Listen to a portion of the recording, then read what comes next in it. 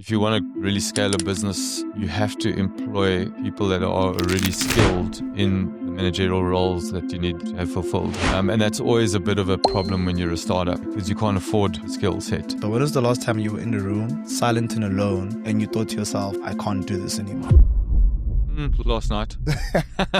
Don't think there is a lack of funding. Rather think about what do you need to do to qualify for it. Because every single day there's somebody qualifying for funding. I like that you're basically showing us that there's work and there's also real life, which is outside of work. And sometimes when you hyper-focus on just work, you can forget that you're not living for work, but you're living for other experiences. If the youth now, if let's say everybody had one mentor, what are some questions they shouldn't be scared to ask their mentors? It's not really a question, it's more a statement people are too scared to make. And that is, I'm drowning, I need help.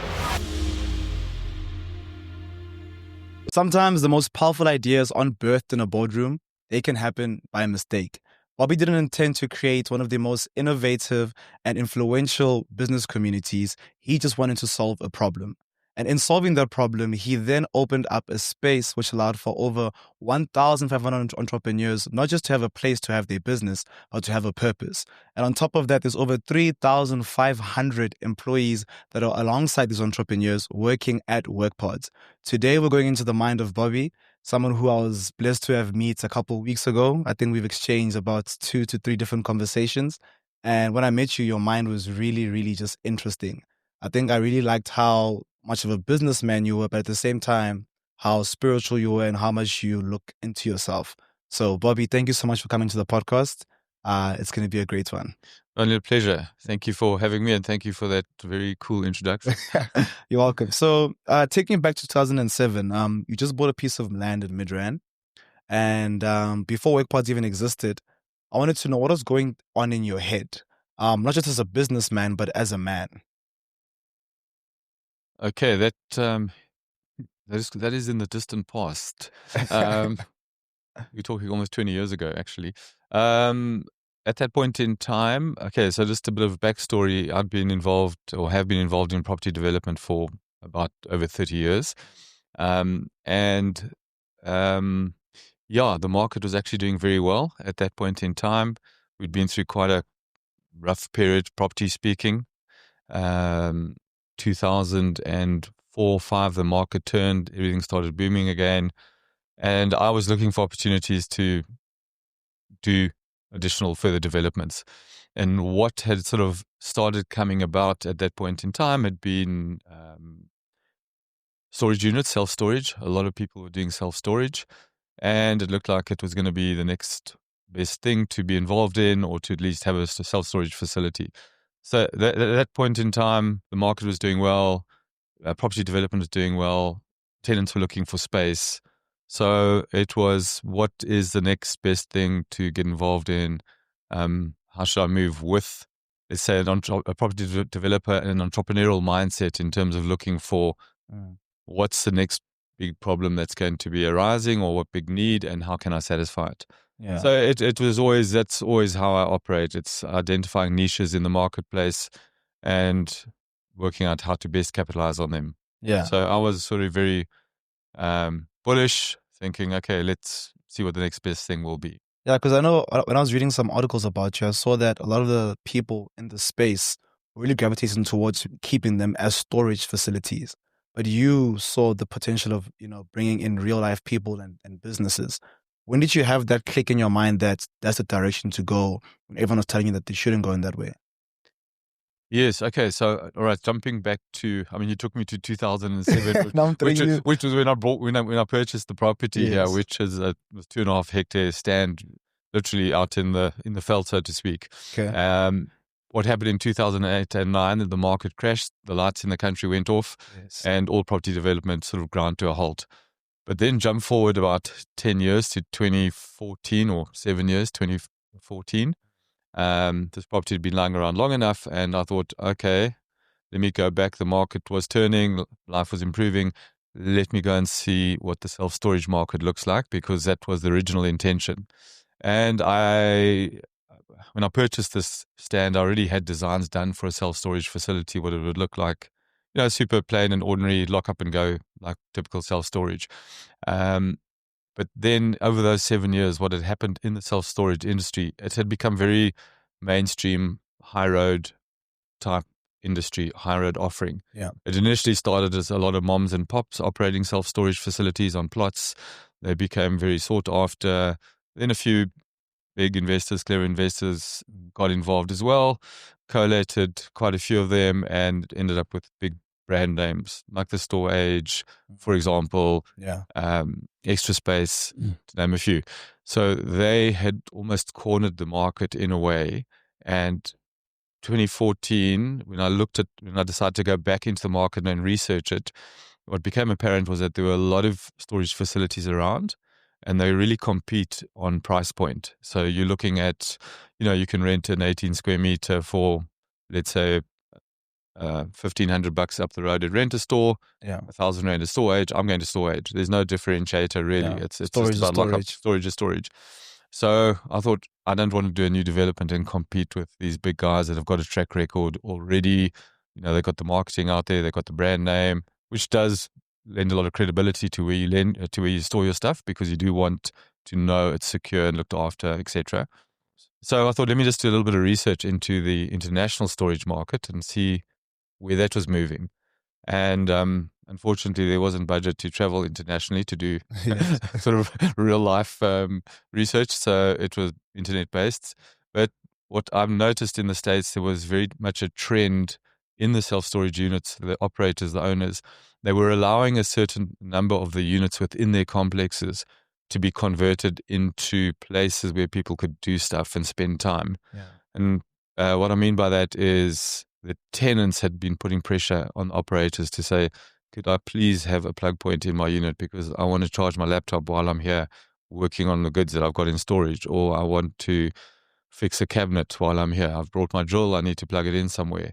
And the response really had been, our facilities are not designed for people to spend time here. It's very much lock up and go. We've got limited operating hours. We don't have ablutions. We don't have parking. So honestly, the answer is no. But there were a few operators that sort of gave in. And I'll give you an example. One operator, 1,000 units, they allowed 50 of their units to be converted. The tenants converted these into man caves. So they went straight into tiling the floors, turning them into fantasy baseball league places where they could meet. They could started parking their Harleys in there, flat screen TV. So it became a place of escape from New York. You'd go to, across the river to a self-storage facility, and there you had your man cave. So the American version was pretty hedonistic. It was all about self and just having fun in your unit. So more the hobbyist, leisure type seeker. But it was very interesting that these operators had allowed this to happen, and that created a new category within self-storage, and they call this luxury self-storage. Okay. So it was luxury space. And it really, if you go and Google man caves, it's an entire industry in the States now. Jumping across to Europe and looking at the UK, what was happening there in the market, there they didn't have these big sprawling estates or storage facilities. They were more industrial buildings that had been converted internally. They'd been subdivided using chicken mesh wiring, little cages. So you typically have a 3,000 square meter warehouse subdivided into maybe 60 little cubicles, little mesh cubicles. Yeah. And in one, there was somebody who was doing corporate gifting, and the next one, a little boxing studio. And then there was a fashion designer. And I thought, wow, this is amazing. Here, all these people in this communal space, they're all working, they're freezing in winter because they all had woolies, beanies on, scarves, because this is warehouse space. It's not air conditioned, it's nothing. But what struck me was that there's this need for smaller businesses to have space to go and operate and to make money. And that was really interesting. And that was very much the UK model versus the American one, which is for fun and sort of leisure. And it's based on space as well. If you look in London and places, space is at a premium.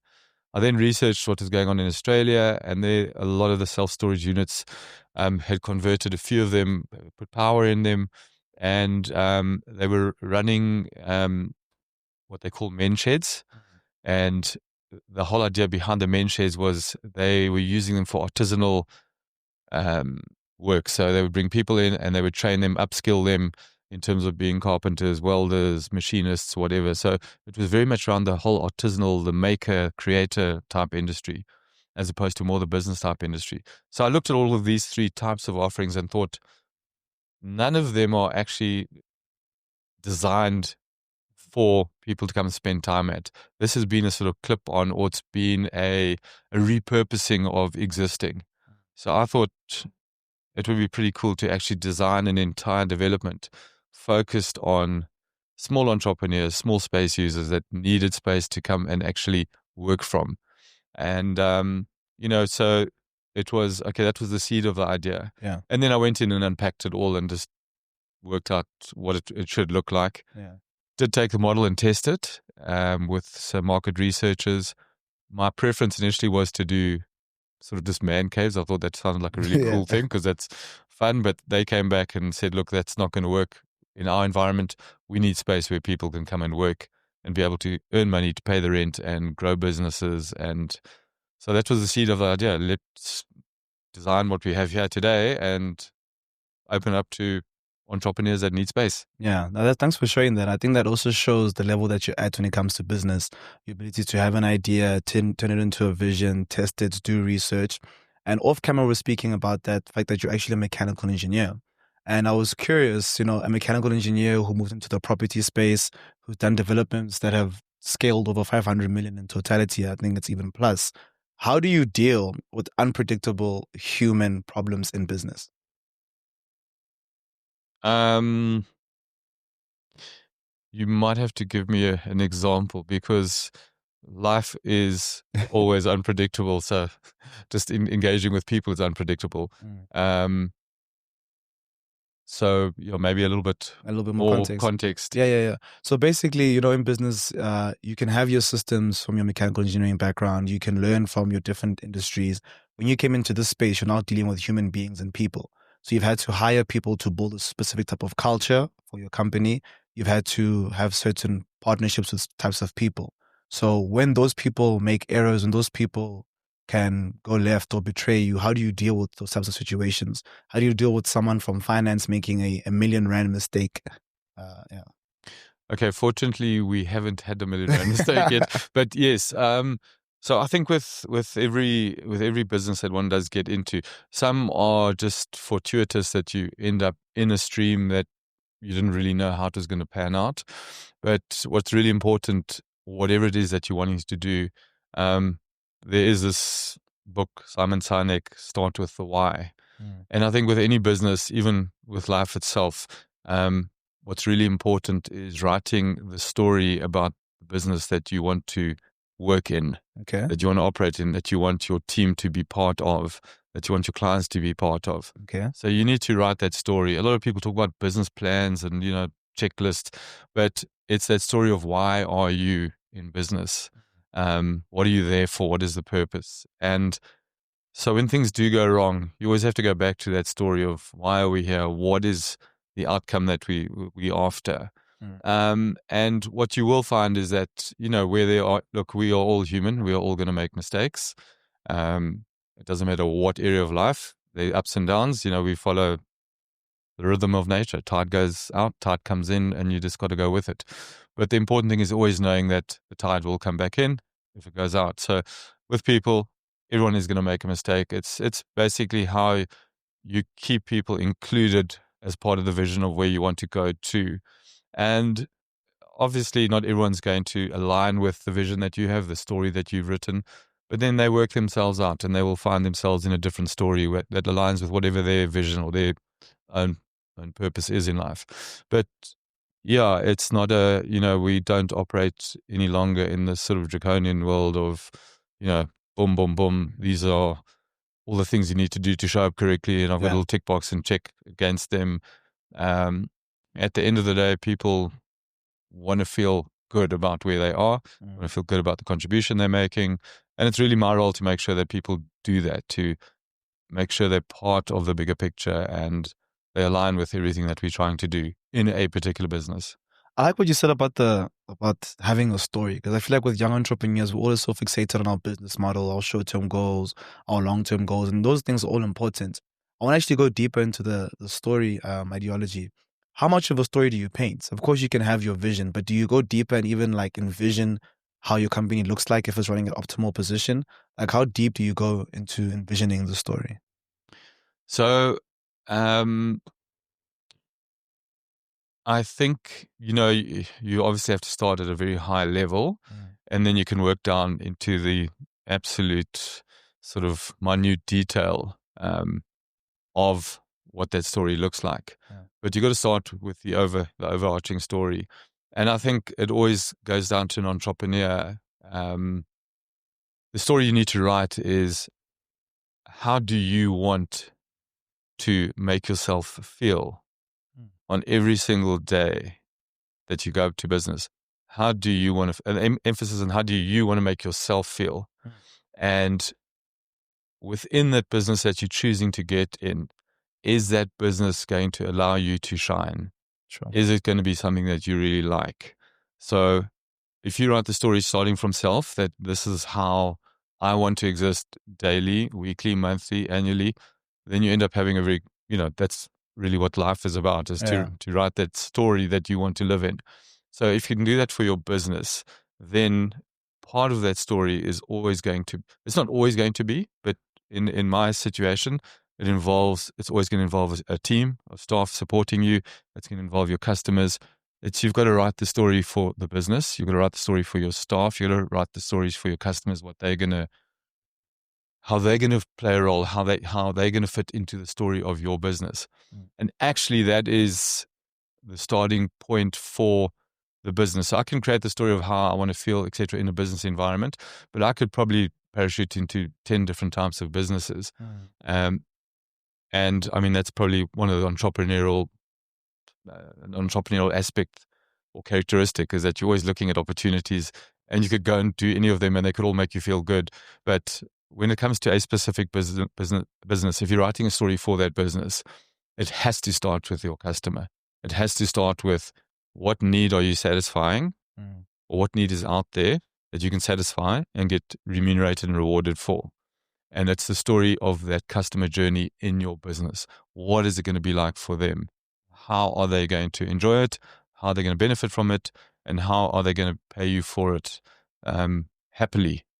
And that is the story that starts the business. And from there, you can write the story of accounts and standard operating procedures and how they're meant to work. That's the easy part. But it's getting that kernel of an idea of, hey, this is the problem, the need in the marketplace that I can solve. That's and so this beautiful. is my story.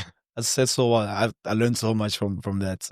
So we've seen from oblique construction in the 80s to Globe Mobile, Red Flag, and now Workpods. You've built industries that couldn't be more different. Which period in your career really reshaped you the most as a leader? That's an interesting question. They've all been very different, and they've all involved working with teams of people. I'd say within the property development arena, what you're doing there is you're dealing with a lot of independent professionals, service providers, contractors.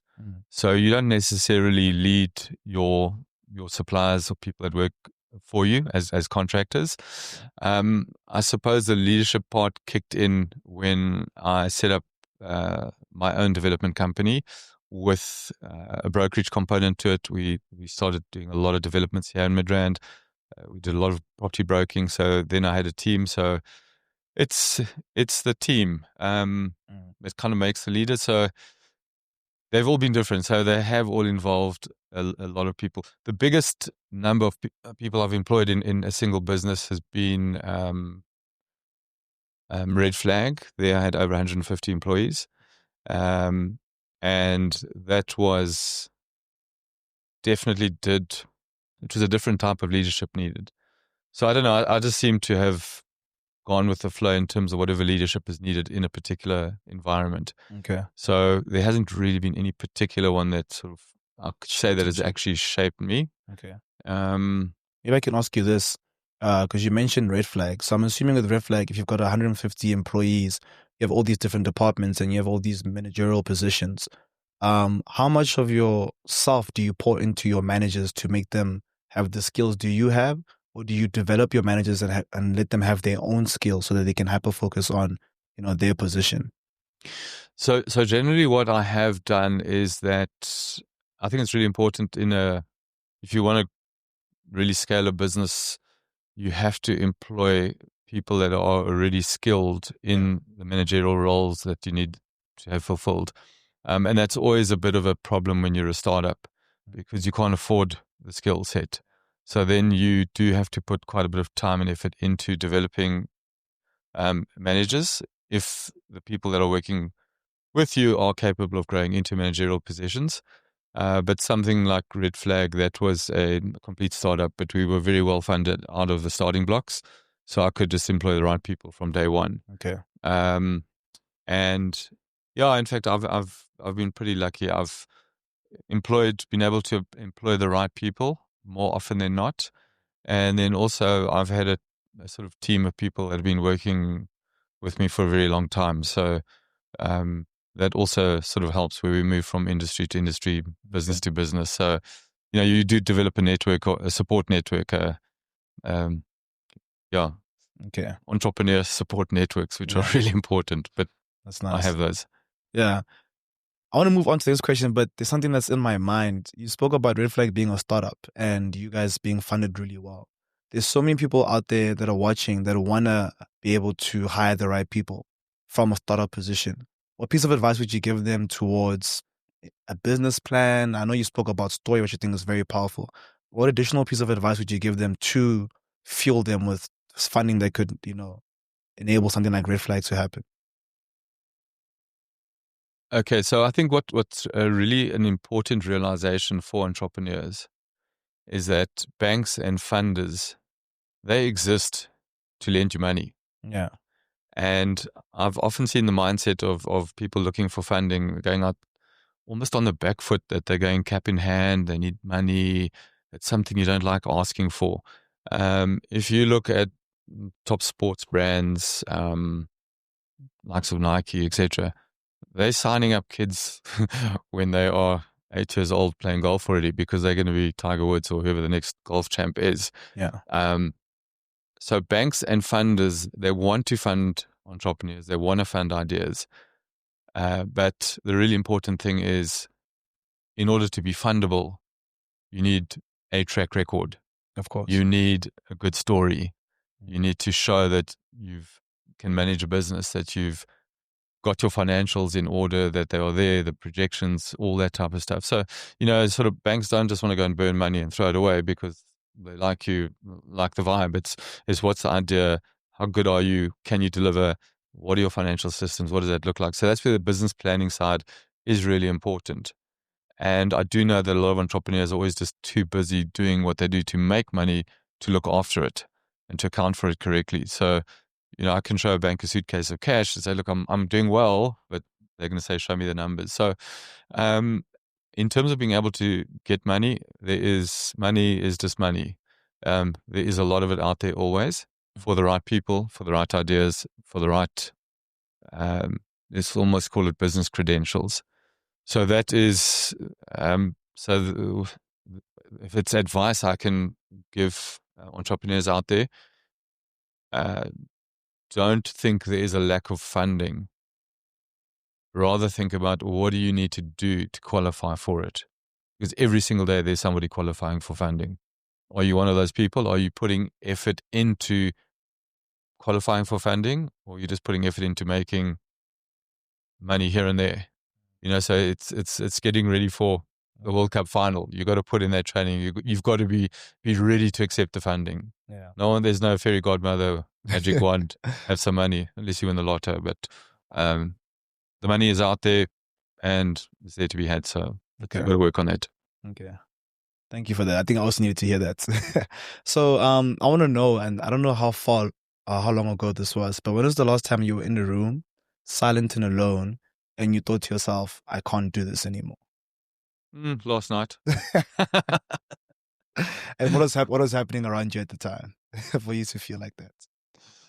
On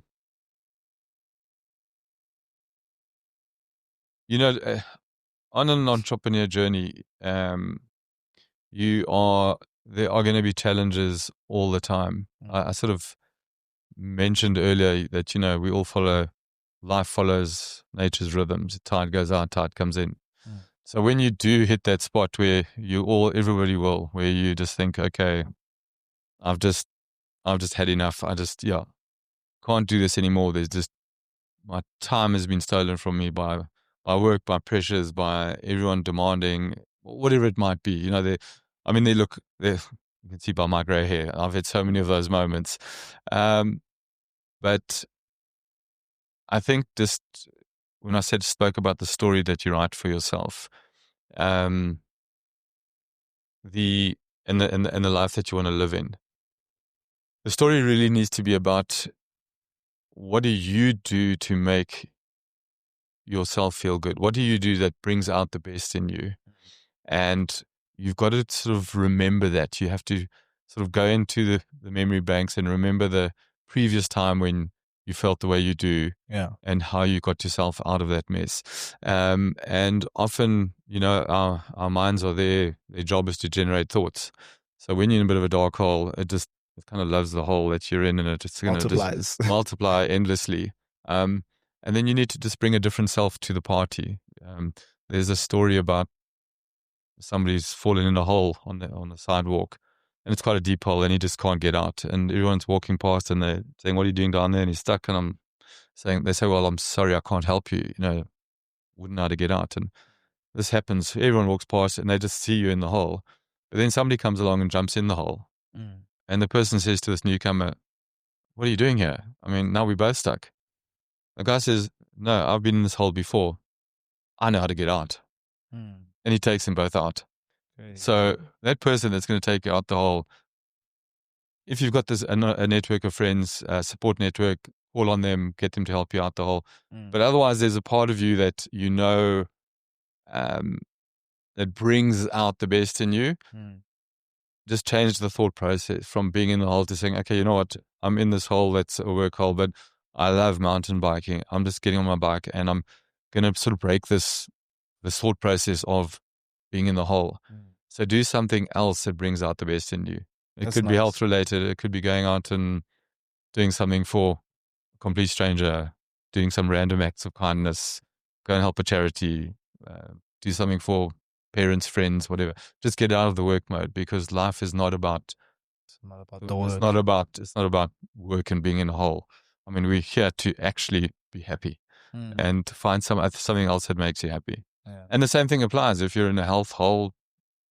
Go and find a friendship hole. You might be in a friendship hole. There are different kinds of holes, and the worst one is where you're in a hole with everything, and then it's only you that's going to pull yourself out. But you know what? You'll develop that over time. But it is remembering that this too will pass. Good times pass, the bad times pass. So we just got to accept that. I like that. I like that you're basically showing us that there's work and there's also real life, which is outside of work. And sometimes when you hyper focus on just work, you can forget that you're not living for work, but you're living for other experiences, like family, like friends, like activities and your hobbies. But you also spoke about someone coming into the hole and pulling you out, which made me automatically think about mentorship and having mentors. I wanted to know, in your life, how important has it been for you to have, one, mentors, and two, a community of like-minded people to help you get to where you are today? Okay, so that is actually, that's a very good question. And the person jumping into the hole with you, I've never thought of it in terms of being a mentor, but absolutely. So from a mentor point of view, I haven't really had a human mentor. Okay. I've done a lot of reading, business books, businessmen that have set the world alight in their own sort of ways, whether it be the Richard Bransons or Lee Iacocca's or whoever they may have been. There's a whole variety of them. The story of Nike. There's a lot of really good stories out there of successful businesses. And all of those businesses and the guys leading them have created them. They've all gone through sort of rough times. So I think that has actually been more my way of being mentored. It's been sort of self-mentoring through other people's stories. But I certainly have gotten advice from people as and when I've asked for it. But I do think if if I were to have my entrepreneurship time again, I would most certainly hook into mentors. I think mentors in this day and age are super important to success of an entrepreneur, because you don't want to go and learn all the mistakes again. Not necessarily learn the mistakes, but you want to learn from other people's experiences. And there are so many people out there that have got a lot of experience that do want to give back. So mentors are the quickest way to sort of get ahead and get through problems, and have that person to pick up the phone and give a call to. So mentorship is really important, but as is your own, let's call it your own networks of people that you have. You can have networks of like-minded entrepreneurs, guys that are maybe in the same business as you. You might have a network, sort of a partnership network of people that you partnering with in delivering a particular project, or whatever it might be. You might have a sort of funding network where you've got a banker, investor, accountants, bookkeepers, whatever. So, you've got those different networks of people that it is important to work on those and build them up and get a team. So if you are having a funding issue, you can phone somebody. If you're having a marketing issue, you can phone maybe somebody who's in the same industry as you that's got similar challenges. So again, people don't put enough effort into building business networks, but these are support networks. These are relationships with other entrepreneurs. These are not the sort of social, let's go and watch the rugby together kind of network. Those are your friendship ones. Okay. But I think that is really important to have those, to have that sort of tribe of people that you can call on for support. And then on the spiritual side, you will always have your go-to people that you share sort of mind, heart, and soul with. And those are also important to have, because sometimes it's not about the work, it's not about the fun, it's just about connecting with what's inside you and being able to find calmness there. Yeah, that's very powerful. So I know you said you didn't have many mentors growing up, right? But you did say you leaned towards reading, and you found mentors in the people that you were obviously reading from. If the youth now, if let's say everybody had one mentor, what are some questions they shouldn't be scared to ask their mentors? And I mean, from you can look at the books you're reading. If you had access to those people and you had a question you wanted to ask them, what's the question that you think people would be too scared to ask, but they shouldn't be too scared to ask their mentors? It's not really a question. It's more a statement that people are too scared to make. And that is, I'm drowning, I need help. And that, to put that out there, to actually go and acknowledge that you are having a hard time, that you are struggling, because for some reason we always want to show up as though, we got everything under control, and, we're winning and we've got this, and I need just advice to take me up a notch or two. But I promise you spoke about that dark hole that you could be in. The biggest issue with being in a dark hole is that people don't want to acknowledge that they are in one, and they don't want to ask for help. And it's a question of just putting it out there, just to say to a mentor or a close associate or somebody who's close to, I'm drowning, I need help, and allow them to step in and offer whatever they need to guide you out of that dark hole or to help you. And it's amazing when you do ask for help, it's there. Yeah. But the problem is people don't ask for help enough. Yeah. Look, it's easy to go and say, look, I can't pay my rent this month, I need help in paying that. But that's not the sort of help I'm talking about. I'm talking about, this is, I need help. Yeah. That's the hardest one. I need help putting a business plan together. That's easy to ask for. I need help raising funding. That's easy to ask for. I need help with HR. That's easy to ask for. But when it comes to the person, to say, I am drowning, that's a big one. Yeah, that's powerful. I want to go back to Workpods a little bit, because we saw that you didn't design just for a market, but you designed this for a specific type of person, right? As you were speaking earlier, you were speaking from your research, you saw the need for plug points, and you saw the need for people to have spaces to create.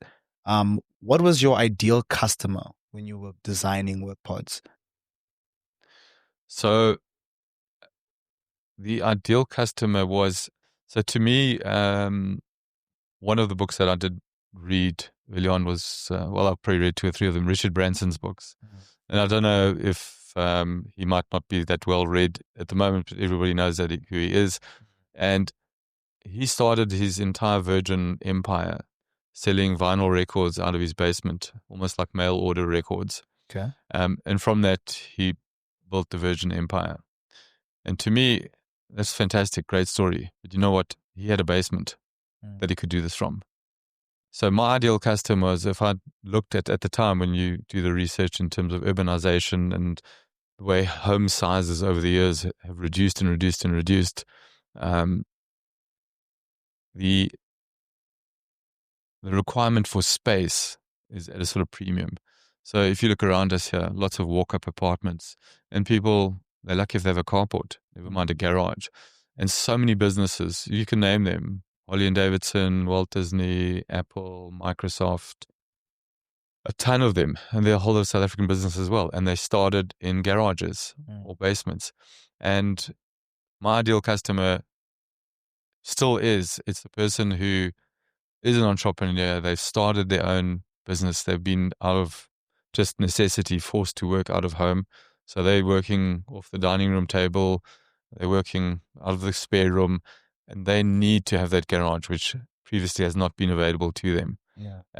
So it's the person who wants to sort of get out of, let's call it a home-based industry, into professional space where they want to step up and get into their first, let's call it formal business, professional business premises. And that's my ideal target.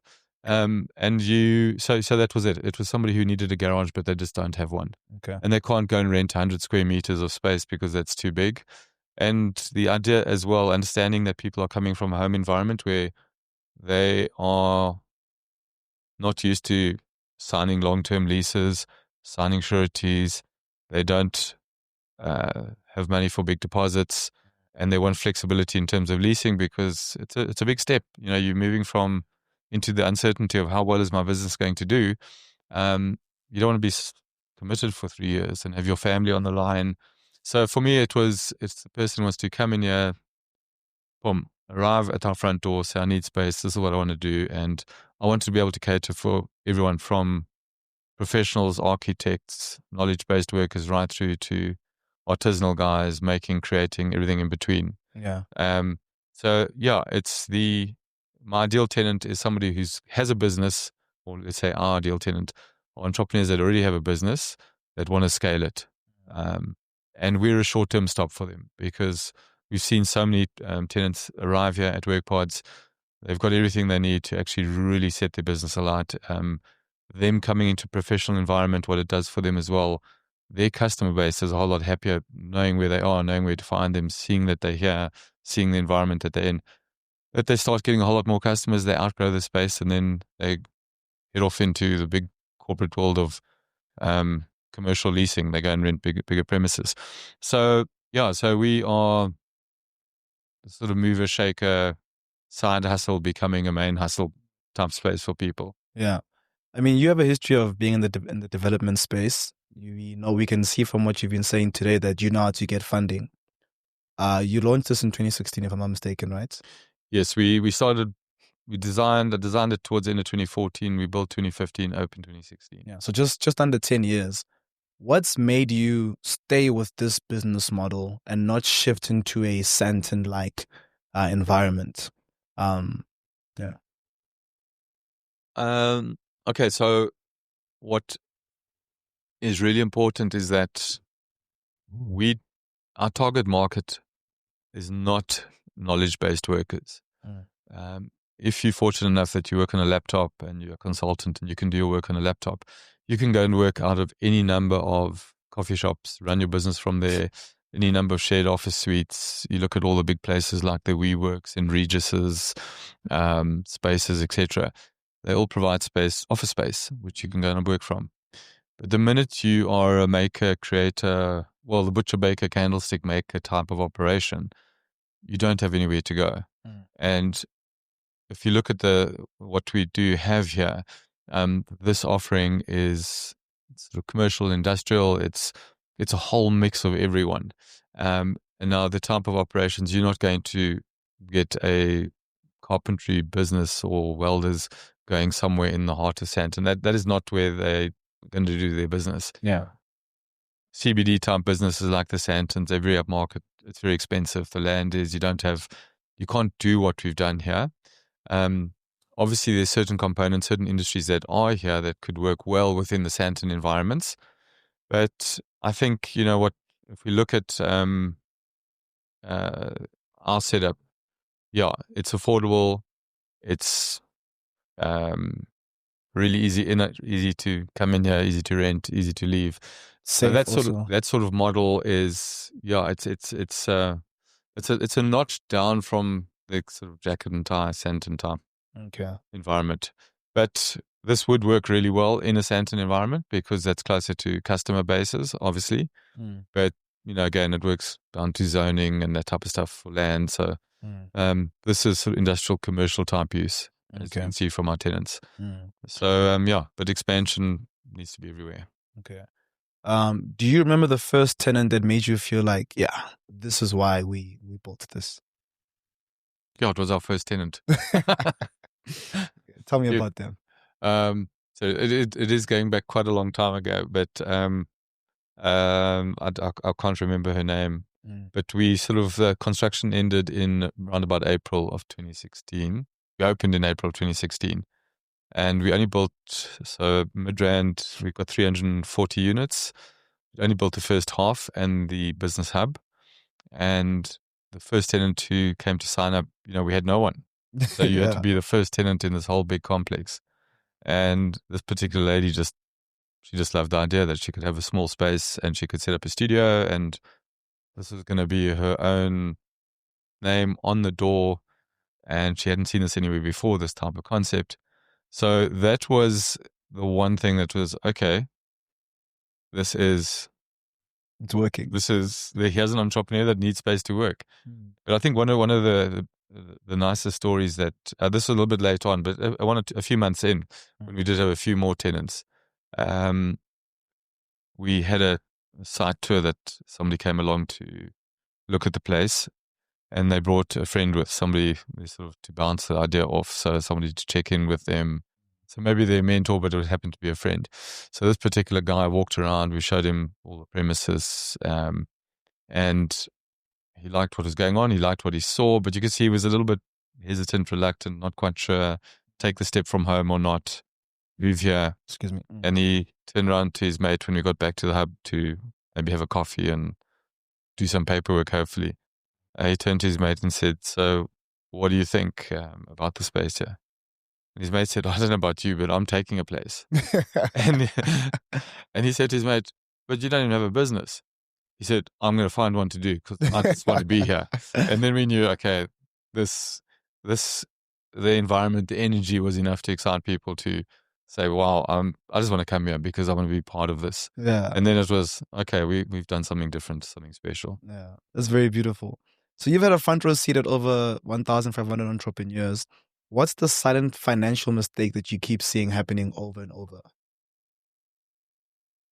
And I'm talking about you can make it about any type of entrepreneur. The question was posed towards people here at Workpods. Yeah, the biggest issue is managing cash flow. So that is actually what kills most startup businesses, because if you think about it, you are investing a lot in stock, in production, in whatever it is that you do, put it out there, and guys tend to not exercise enough or strict enough credit control with their customers. And it's very hard because, you go out there, you do stuff, you deliver, and your customer's going to pay you this week, and then they drag it out and pay you in 3 or 4 weeks' time. And in the meantime, you've got all these bills to pay. So it's sort of managing the whole cash flow side of your business. That is one. And often, I see it a lot where, and I think this is a sort of corporate South Africa problem, where you've got the startup or early stage SME entrepreneurs, guys working for you or providing you with services. They should absolutely pay them like within a 7-day period. But you get dragged out. You'll get a contract with a big brand name, and you think, "Wow, I'm going to supply them with X amount of stuff." Yeah. But then they pay you on 90 days, Yeah. and you got to have enough money then to fund stock for 90 days and then collect. So suddenly from just funding, week by week, you got to fund on 9 monthly basis, or sort of 9 month rollover. So those are challenges, the cash flow side of it. But then the other thing as well is that without having like a very good bookkeeping practice or managing your own books and your own accounts, what people end up doing is they just operate out of their wallet instead of operating on a proper business point of view. So, you got cash in your wallet today because the customer's paid you. You go out and have a weekend away because you got the money. So it's financial discipline. I think there's a discipline element that a lot of guys are not used to. So suddenly you're sitting with money, it's like, this is great. But then you got wages at the end of the month, rental, etc. So it always boils down to the money. You've got to watch the money. You've got to manage the cash flow. And you've got to be disciplined about where you do allow yourself to spend it and not. Yeah, I'm seeing there's a lot of power in forecasting your business and not using every single payment as money for forever. If you had to whisper one piece of financial advice to every new tenant that came to Workpods, what would it be? It's more than just one. It would be have a financial forecast, watch the money, and stick to the budget. So I think that's what it boils down to.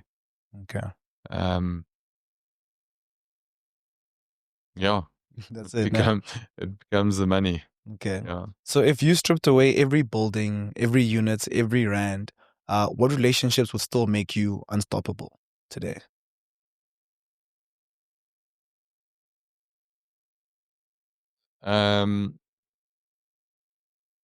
Relationship as in with another being, or with another being, yeah. Or we can even add another layer, and we could say what type of mindset would also make you unstoppable. So I'd like to hear relationship, but you can further add a mindset. The only relationship that makes me unstoppable or can make me unstoppable is the one I have with myself. It's as simple as that. Because you do learn sort of over time that everything changes in life. So going back to the story, it's what do you do to bring out the best in you? So it has to be, I have to bring out the best in me for me. So, and I have to then bring that light and shine that on whatever I'm doing. And that makes me unstoppable. And it's keeping on top of that. So I think it's probably true for everyone, because doing stuff for show to be impressive to outsiders, etc., that changes. The outside world changes. People come and go in your life, and if you can't back yourself and you're not there for you, then nobody else could be. So I think that would be a relationship. That is a relationship that makes me unstoppable. I like that. I think that's very important. But I'm not always firing on all cylinders. That's also very important to understand, that you're not always going to have that good relationship with yourself. You are going to lose it, and you're going to reconnect with it. And it's when you're in that zone, that's when you're unstoppable. You've built something that thousands of people rely on. But if you had to look into the mirror today, would you say you're happy with everything that you see, or is there still something that you're still chasing? Yeah, is this in terms of Workpods? This is in terms of you.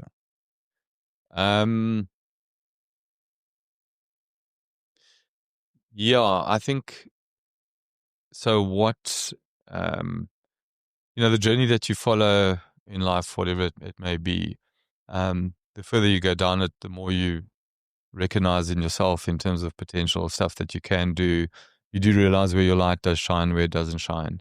And I do think that what I've put together here has evolved into influencing and affecting, as you say, thousands of people, providing them a platform where they can step up and set their own worlds alight, which has been really great. And I would like this product to really grow and roll out throughout the country. It's needed everywhere. Every city you go to, you'll see entrepreneurs hustling on the side, doing stuff out of suboptimal premises. And so this really does provide a solution for that. But I do think I would like to provide, I would almost like to 10 times the benefit of this space for people out there. So I don't want it to, I want to provide a platform for entrepreneurs to continue to do better and better. And to the extent that I can actually provide the platforms where it's not just about the 1,000 or 2,000 people that have been through our doors here and the employment that they've created, but I would like that to extend into 10,000, 20,000, 100,000 people by taking learnings that I have picked up from here and seeing what's sort of missing and providing that as an enabler to entrepreneurs, to their journey, to actually allowing them and helping them to do better. So yeah, I think I've got quite a few ideas bouncing around in my head that Still have some work to do. Can make life better for a lot of people, and just help them find those little things inside them that make them feel better about themselves. So that's really, so that's what I'd still like to do.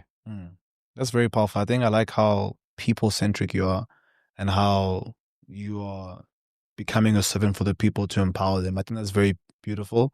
I think it's very rare to see in being. So, I mean, I have space in your establishment. So I just want to say thank you for that, because it really allows us to scale our ideas, to do more, and to have more fire in our ideas, But I wanted to ask, when you're in a deep crisis, bad news is pulling through.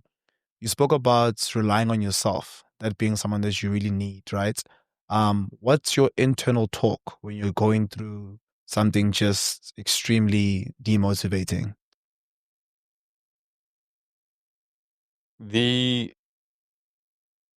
So generally what I will do is I will quieten those thoughts that are going around in my mind, sort of out of control. So it'd be a question of finding some quiet space, and I do quite a lot of meditation. So I would just sort of go sit and I would calm down the thoughts and just sort of ground myself, and then just remind myself that this too will pass, and really embrace that and believe and have faith that it will. And often there's a little saying that says silence isn't empty, it's full of answers. So when you do manage to find that silence and your mind stops, and you even ask yourself, or you ask a higher power that I'm drowning, I need help. So it's never mind asking a mentor or somebody else, but more often than not, in fact, all the time, you'll be guided out of that spot in some way or another. Something fortuitous will come up, unexpected. So there's always some way out of it, but you have to help. You have to ask. If you don't ask, you're not gonna get the help. Yeah.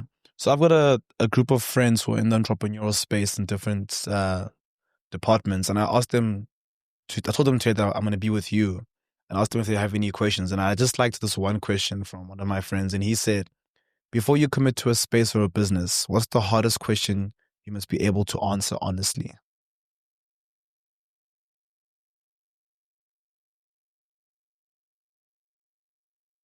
Okay, so it's for me. I would reduce that question to before you commit to a business, because a business needs space. So step one is the business.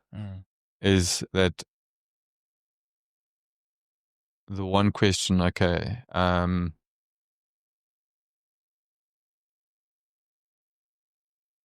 Does the solution your business provide, is it needed? Probably that would be it. It's actually a very good question.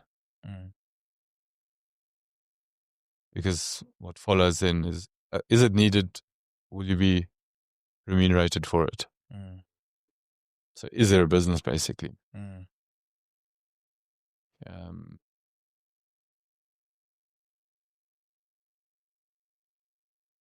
Yeah, but also what is really important is your enthusiasm for it. You have to be super enthusiastic about the business that you are starting. Even though, if I think about sort of Workpods, we had no idea there would be a need for this kind of space. But the default was that there would be, we could convert this to self-storage. But it's being really passionate about your business and being then able to go with the flow with it, because it is going to change. What you start with, you'll start with A, you might end up with Z. A whole lot of different things in between. Yeah. But you do need to have something that is going to be financially rewarding, unless you're an MPO, NGO, some sort of philanthropic person that you want to go out there and do work for free. But you as the founder, you have to be super enthusiastic about it, passionate. You have to back it and back yourself. So if it's not setting your world alight, then don't go into that space. What we've seen, just by way of example, is that with a lot of, not a lot, but quite a few of the people that have come here and become tenants in cyberspace, it's been out of necessity. They've been either retrenched or laid off, and they have to do something to put bread on the table. So they come here and they start a business of sorts. But the minute they're offered a job, they give their 30 days notice and they go back into the corporate world of working. So not every entrepreneur here is an entrepreneur. A lot of them are here because it's out of force of circumstance. A fight or flight. If you ask yourself a question, would I rather be working for someone? Would I rather have a job? That's where the passion comes in. I'm not about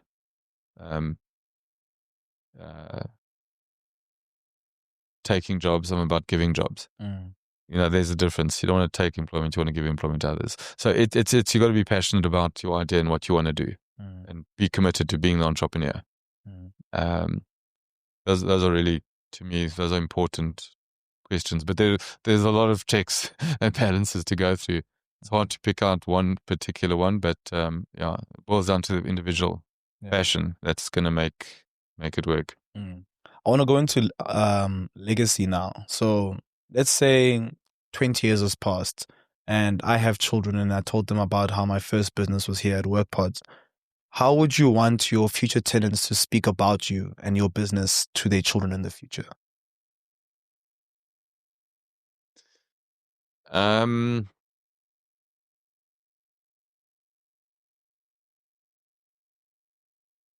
So that's something I haven't really thought about. Because it's almost a bit of I want my tenants to speak about their journey and their lives and what they put into it. I don't know what the right word is, but I wouldn't like to think that the built environment here is something that they're going to remember. They will remember their journey and share their successes and their hardships and the friendships they've made here and all those types of things, but absolutely finding the right premises. So I haven't really thought in terms of would this be feature in anyone's sort of legacy statement. I think, another nice throwaway comment I heard from somebody once. He said the only real legacy you leave in life is how your children remember you. And that sort of struck me as being, that is actually very deep, it's insightful, and probably very true.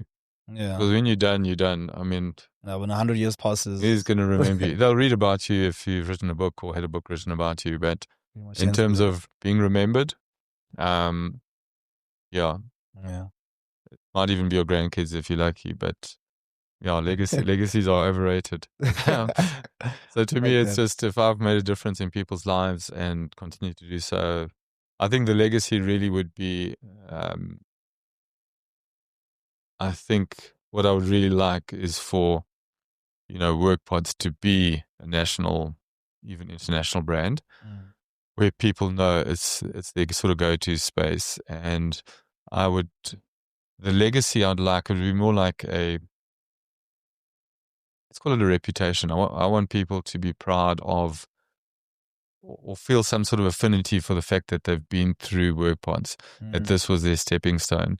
You know, people always, well, I don't know, they'll tell you about good schools they've been to, or they've been to this university, or, it's almost, I want this to be a brand that I started Workpods, loved it, got me going, helped me get going. And I would love those people to, at some point in the future, come and pay it forward and come back and support somebody else that's here as an entrepreneur that's starting off, and maybe be a mentor, maybe use their services, and just keep that circle of support going.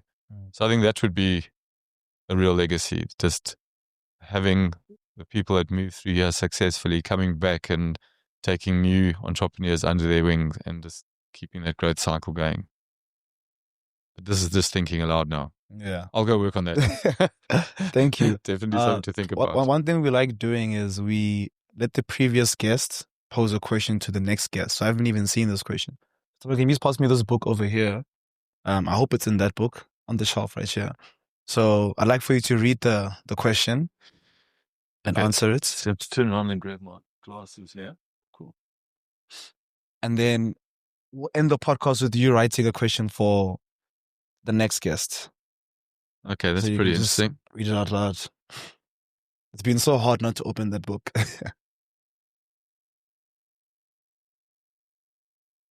If you could revisit your first heartbreak, what would you say to that version of yourself? Okay. That's an easy one. Okay. This too will pass. Which is life. So I think that would be my answer to it. It's just always remembering that wherever you are at, whether you're at the peak of the wave and happy and styling and in your zone and living the moment, just know that behind this wave is a trough. And behind that is another wave, and then another trough and another wave. So it all passes, and just remember you're not a wave, you're part of the ocean. So that's actually I'll let you out of it. But this question makes me think of something I've been going through recently. I've been trying to obviously become this entrepreneur, do as much research as possible, work, mornings, evenings, put in my all into building something that's got structure and has meaning and purpose. But I see it pulling away from my personal life, my relationship with my friends, my family, and my romantic partner. And it makes me constantly think, and so maybe you can help me answer this, or maybe help me work on this. It makes me think, when do I stop working to allow for myself to live the life that I do want, especially at this age and this time of my life? Should I be in a season where I'm fighting for my life and I'm hyper focusing on work, and then maybe I can enjoy, the beauties of life like love and family later on? Or do I do the whole work-life balance? So I have a different opinion on this, that I don't know where this concept of work-life balance came up originally, or who you thought about it. Yeah. That you have to balance it out. But there's no such thing as work life and fun life and family life. There's just life. And you just need to be doing whatever it is that brings out the best in you. So from a work point of view, you need to be, so again, it goes to the story that you're going to write for yourself, how you want to live a particular day, the day you want to live in, week you want to live in, whatever, however you want to extend that. And in that story for your day, there is, part of it is work, part of it is health, part of it is relationship, how you want to show up, how you want to spend time with your romantic other, with your friends, with yourself. And everyone says, if you love what you're doing, then it's not work, then it's just fun. So what does it then become? A fun life balance? No, it is life. So you just need to know where to draw the boundaries in terms of respecting yourself and knowing how to manage yourself. So just working 24/7, you're going to burn yourself out. And if you even ask yourself, is this good for me? The answer is going to be no, because there is a balance needed in life, because life there's not a single focus to it. You've got to intentionally exist. you've got to say there is a component of life where I am out there with others. I'm doing something that is putting bread on the table, that's bringing money in. And that is allowing me to have an hour a day on my own and go for the walks and do the meditations. And it's allowing me to go out for the dinners, and it's allowing me to do this. So it's setting up, it's intentionally living your particular day. But so, yeah, it's intentionally living life. It's not a question of so many hours work, so many hours, that'll just follow of its own accord. But the fact, if you are saying to yourself already that you're feeling like there's too much going into the business right now, then there's something inside you telling you you're spending too much time on work. And acknowledge that and say, okay, I'm feeling this, so it must be real. There's something telling me there's something out of kilter here. So where do you go and how do you adjust that? Where do you need to spend more time? And yeah, I think that would be my advice. It's live intentionally and be the hero in your own story. Yeah. Thank you for that answer. Thank you for this episode and your time. At Capable, this podcast is literally aimed towards young men. We're trying to help them make the right financial decisions, have a good spiritual balance, have a good life, and just make something of themselves that's fueled by their purpose and understanding themselves. So I think in this interview, even though it wasn't really hyper focused on purpose, you brought it out naturally, which is so beautiful. I liked what you spoke about with the story of your business and your story of yourself. I think everybody should be implementing that. I know I'm going to get home tonight and really write my story from all angles of my life. So thank you for your time. And just an announcement for everyone at home, guys. We will be posting Capable twice a month for the first few months. It won't be coming out every single Thursday, but every other week. Thanks so much for watching, guys. And if you're new to the channel, please do subscribe. I'll see you guys in 2 weeks.